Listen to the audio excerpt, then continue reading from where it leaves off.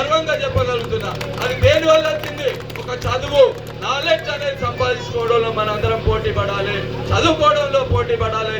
పిల్లల భవిష్యత్తును, దేశ భవిష్యత్తును తీర్చిదిద్దే విధంగా, పిల్లల భవిష్యత్తు మంచిగా ఉంటే దేశ భవిష్యత్తు.